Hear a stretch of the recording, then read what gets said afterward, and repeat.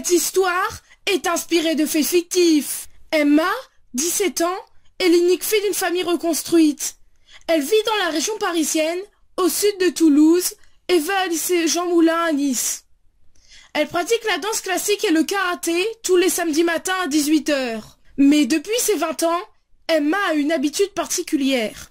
Elle mange des pneus. Cette maladie, autrement appelée la gestation régulière d'objets caoutchouteux noirs, est de plus en plus courante chez les jeunes. Tout a commencé un jour enneigé de juillet. Je me souviendrai à jamais de ce jour qui a changé ma vie.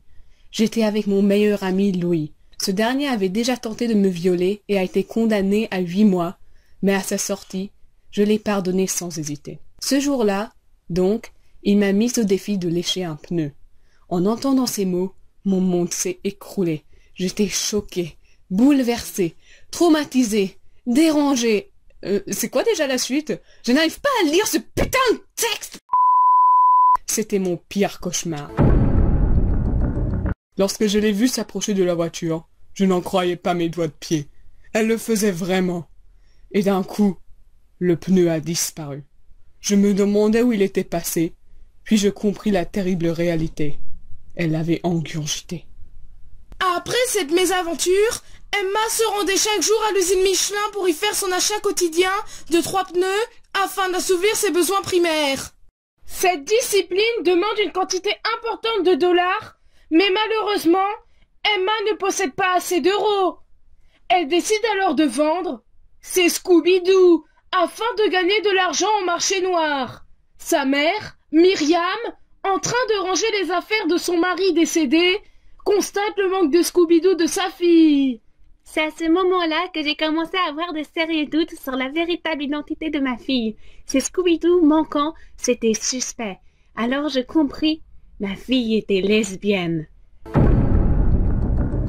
Mais ce que Myriam ne savait pas, c'était que sa fille était hétérosexuelle. Ce malentendu mena cette grande famille à sa perte. Le lendemain matin, à 15 h, Emma rentra du lycée. Sa mère en profite alors pour mener l'enquête. Emma, tu as un petit ami à l'école? Non, je ne crois pas. Ou une petite amie Une petite amie Oui, mais ne t'inquiète pas ma fille, il faudra du temps, mais je t'accepterai. Mais en attendant, je te demande de partir d'ici afin que je puisse réfléchir. Je ne comprenais pas où ma mère voulait en venir. Le rapport entre mes relations et les pneus devenait flou. Mais j'ai accepté sa décision. Elle me permettrait de manger des pneus sans me cacher d'elle. J'étais finalement heureuse de partir chez ma tante Jacqueline, bien plus tolérante que ma mère. Elle se rendit alors chez Tata Jacqueline, qui l'accueillit à bras ouverts. Emma, ne sachant pas à qui se confier, décida de se taire.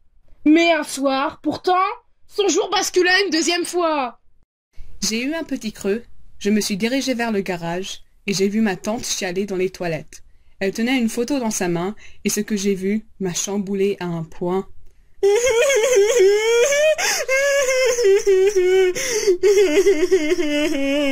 Tata, qu'est-ce qui se passe? Ça va pas? C'est ton oncle, il me manque beaucoup. Ah, tonton Gérard, tu ne m'as jamais vraiment parlé de lui. Il lui est arrivé quelque chose, c'est ça? Eh bien, justement, il est décédé hier. Oh, je suis désolée pour toi. Et dire que je n'avais jamais eu l'occasion de le rencontrer. C'est une photo de lui que tu as là? Je peux la voir? Vas-y, ma chérie. C'était un pneu magnifique. Il était toute ma vie. Chaque jour, nous avions des discussions si profondes et il était si doux, si caoutchouteux. Mais hier, les policiers ont retrouvé des morceaux de sa peau sur le trottoir. Ils soupçonnent un homicide cannibale. Un de ses confrères pneus l'aurait dévoré. Ces confessions peuvent paraître sans importance, mais c'est pourtant la réalité. L'oncle d'Emma est un pneu. Lorsque j'ai vu la photo de mon oncle, je l'ai tout de suite reconnu. C'était ma première victime, le pneu du Paris. Je ne savais pas comment annoncer ça à ma tante. Je voulais me montrer subtile et attentionnée pour qu'elle puisse comprendre mon choix. Tata, je dois t'avouer un truc. Ton mari est mort car je l'ai mangé. Je ne pouvais pas m'en empêcher et... Oh, je m'en bats les couilles. Merci pour tout, il devenait trop collant. 3 mois plus tard, Emma fête ses 40 ans et a une relation plus que fusionnelle avec sa tante décédée. Quant à Myriam, elle tenta 3 suicides involontaires, échouant avec succès. Fin.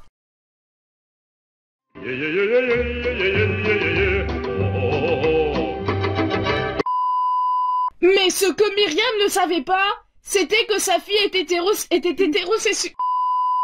Mais hier, les policiers... Ah, c'est elle, ok. Elle se rendit alors chez Tata Jacqueline, qui l'accueillit à bras... Elle se rendit alors chez Tata Jacqueline. C'est impossible. T'inquiète pas en tout temps. Tata Jacqueline t'attend. Emma fête ses 40 ans et une... Merde. C'était bien parti, mais... Oui. 3 mois plus tard, Emma fête ses 40 ans et a une relation plus que Fuctionnelle.